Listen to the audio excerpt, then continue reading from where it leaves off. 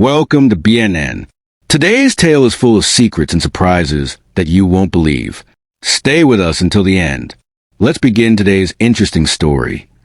In the quiet corridors of my mind, the echoes of my past with Sarah linger like shadows that refuse to fade.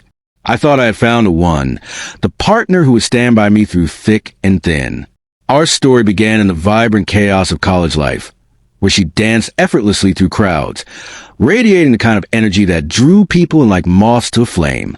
I was the opposite, a reserved soul, often found buried in the pages of a book or immersed in complexities of coding.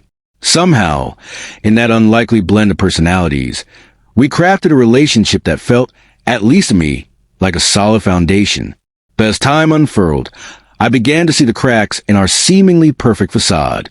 It started subtly, almost imperceptibly. A few offhand comments from her friends that pierced through the fabric of my self-esteem like needles.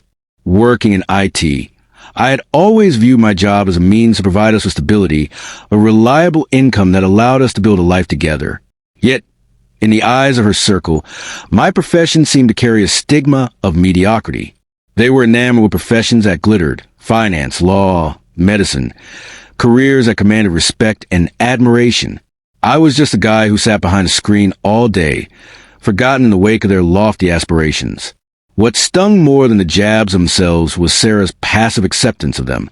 I remember one particular evening vividly. We were at a dinner with her friends when Melissa, with a mocking laugh, remarked, "I don't know how you deal with the boredom, Sarah. I'd go crazy if my man spent all day staring at a screen." The laughter around the table was infectious, a collective agreement that left me feeling small and invisible. I glanced at Sarah, hoping to see a flicker of defense in her eyes, a spark of loyalty that would push her to stand up for me. Instead, she merely shrugged, a nonchalant gesture that felt like a dagger to my heart. In that moment, I realized the depth of my isolation, not just from her friends, but from her as well.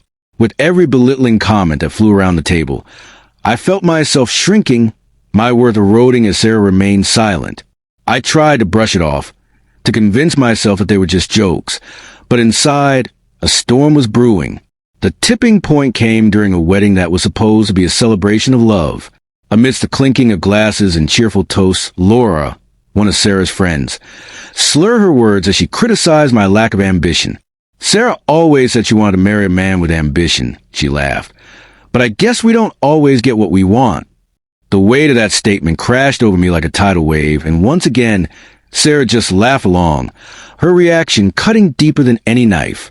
That night, as we returned home, the air was thick with unspoken tension. I finally found my voice, fueled by years of suppressed frustration. "You don't respect me," I declared, my voice steady despite the tumult inside. "I've let this slide for too long, but I see it now. You don't defend me because you don't see me as your equal. If that's how you feel, then this marriage isn't worth saving." The shock on her face was palpable, a mixture of disbelief and regret. She tried to backtrack, to soothe the situation with empty reassurances, but it was too late. The truth had been laid bare, and I realized I had been the one constantly compromising, bending to fit into a mold that was never mine. The decision to leave was not made lightly, but it was one of the most liberating choices I had ever made. I moved out the following week, feeling the weight of years of discontent lift from my shoulders. I poured myself into self-improvement, hitting the gym with a fervor I hadn't felt in years. Each drop of sweat was a testament to my resolve, a step towards reclaiming the life I had neglected while trying to be what Sarah wanted. I also began pursuing my long-held dream of starting my own IT consulting firm, a venture I had shelved for too long in the name of fitting into Sarah's world. As the months passed, I thrived. My business took off, soaring beyond my expectations. I traveled to places I had only dreamed of, met people who inspired me, and built a life that was authentically mine, not defined by someone else's expectations. Success became my revenge, a sweet affirmation of my worth that I had once doubted. I reveled in the freedom of my new existence. Each day a celebration of my independence and newfound confidence. Inevitably, like clockwork, Sarah began to reach out. At first, it was subtle, like a gentle breeze brushing against my cheek. She would comment on my social media posts, liking photos that showcase my transformation both physically and professionally. "You look amazing," she would write, her words dripping with nostalgia that felt bittersweet.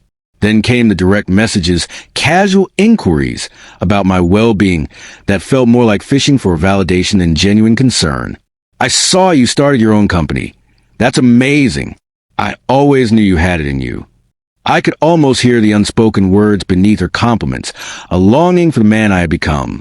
When she finally mustered the courage to ask if we could talk, I felt a mix of emotions, sadness, anger, but mostly a sense of clarity.